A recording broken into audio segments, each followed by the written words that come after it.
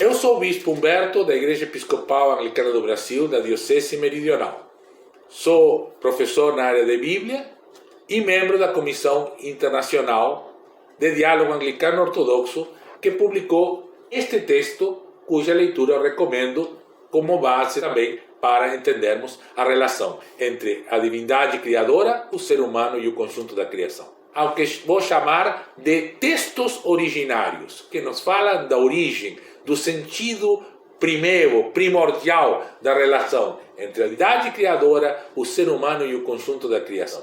Assim como quando falamos de povos originários, que tem uma relação intrínseca, permanente, milenar com o meio ambiente e desenvolveram uma série de conhecimentos que permitem a vida sustentável, harmônica e permanente com esse meio ambiente. A primeira narrativa da criação, que é uma poesia, uma litania organizada pelo povo que estava exilado na Babilônia, depois da destruição de Jerusalém, no século VI a.C., e quando chegam na Mesopotâmia, havia lá uma explicação, um sentido da relação entre as divindades criadoras, o conjunto da criação e o ser humano.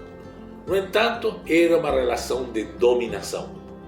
Então, perceberam, organizaram esta litania que expressava o sentimento da divindade criadora para aquele povo.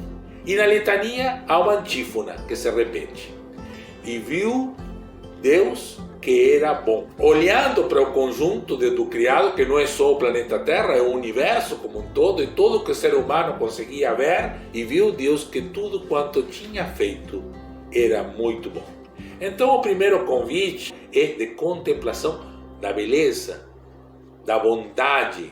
Neste sentido é que devemos entender no versículo 26, que diz que tenha domínio, e no 28 que também fala de dominar sobre os seres da criação.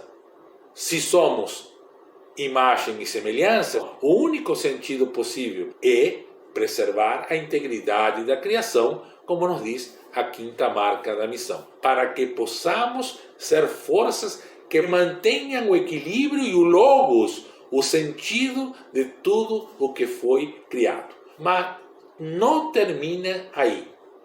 Deus descansa, porque o descanso é quando a criação se recria, se refaz, se reorganiza, se reequilibra. Por isso nós chamamos as atividades que fazemos no tempo livre de recriação e permite então que a vida continue e seja sustentável.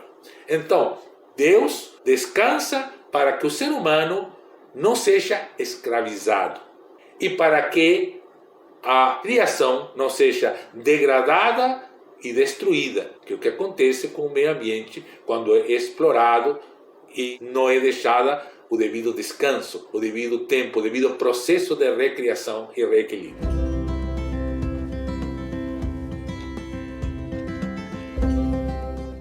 E aí temos o segundo relato da criação, no capítulo 2, versículo 4b. Quem gera este texto é um povo que vive no deserto. No deserto há muita vida, mas há pouco alimento. Então a preocupação é como surge o alimento. Versículo 5 vai dizer que não havia ervas, que não havia arbustos no campo. Essa palavra hebraica para campo se refere à terra que era possível cultivar, porque não havia chovido, faltava água, Deus não tinha mandado água, e não havia ser humano, Adão, para cultivar o solo.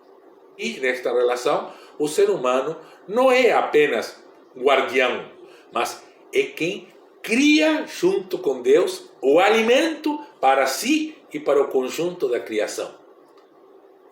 Mas este ser humano está solitário, incompleto. E para encontrar o sentido do seu ser, antes precisa nomear todos os outros seres vivos. Nefesh Hayah, em hebraico. O ser humano não se encontra sem antes se encontrar com o conjunto dos seres vivos.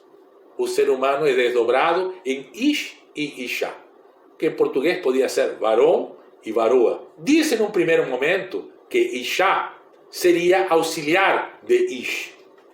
Mas isto muda quando Adão, que é o nome próprio do homem, nomeia Eva.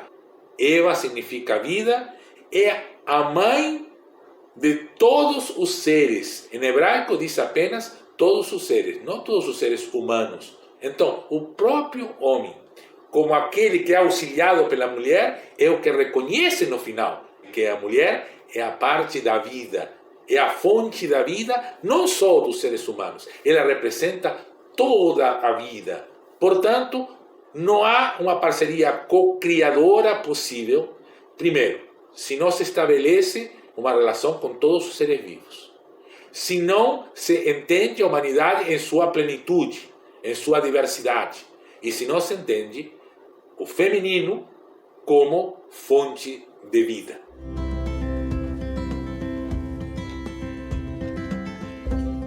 No livro de Provérbios 8, 22, também nos vai falar do princípio feminino da criação.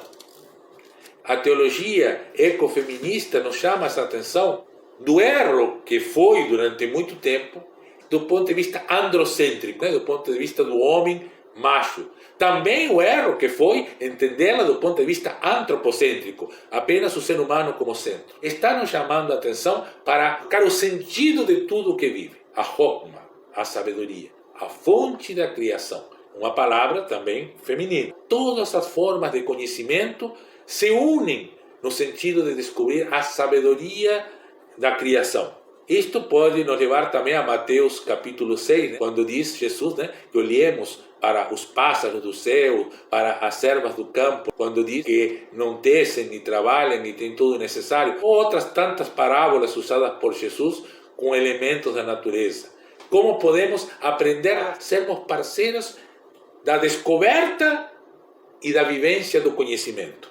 E o ser humano que dá ouvidos à percepção do conjunto da criação, acha a vida. Por isso, quando a gente dialoga com os povos originários, dialoga com as pessoas que geraram conhecimento sobre a criação, se aproxima de Deus, se aproxima da sabedoria de tudo que foi criado.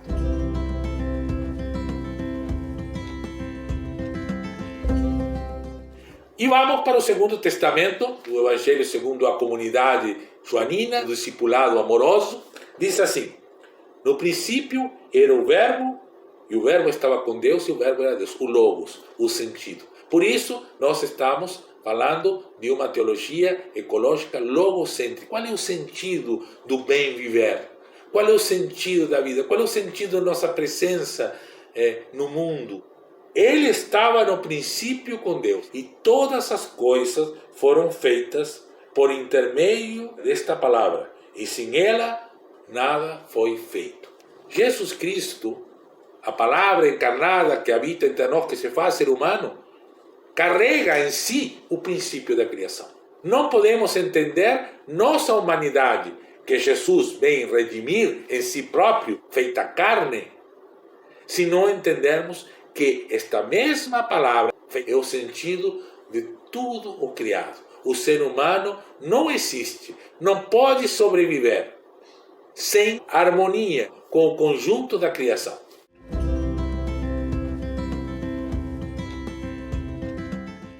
Romanos, no capítulo 8, diz: porque para mim tenho por certo que os sofrimentos do tempo presente não podem ser comparados com a glória a ser revelada em nós. O apóstolo Paulo, ele viveu, nós continuamos vivendo um tempo de intenso sofrimento da humanidade e do conjunto da criação.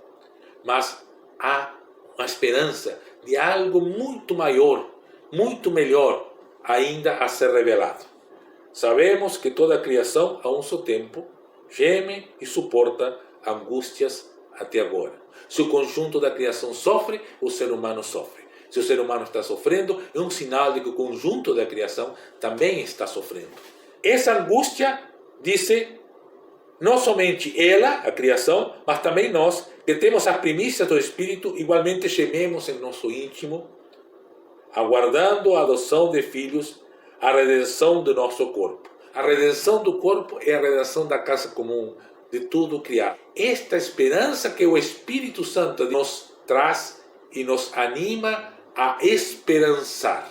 porque na esperança fomos salvos. Ora, a esperança que se vê não é esperança, pois o que alguém vê, como espera? Mas se esperamos o que não vemos, com paciência o aguardamos. A esperança está no que ainda podemos construir juntos, no que ainda podemos saber, no que ainda podemos fazer. Não é repetir o que estamos fazendo, mas em procurar o novo, que traz vida, que supera as angústias. Os textos originários da Bíblia nos ajudam a buscar este sentido. E os povos originários da nossa casa comum nos mostram que sim, é possível. Sigamos adiante na busca de salvaguardar e preservar a integridade da criação.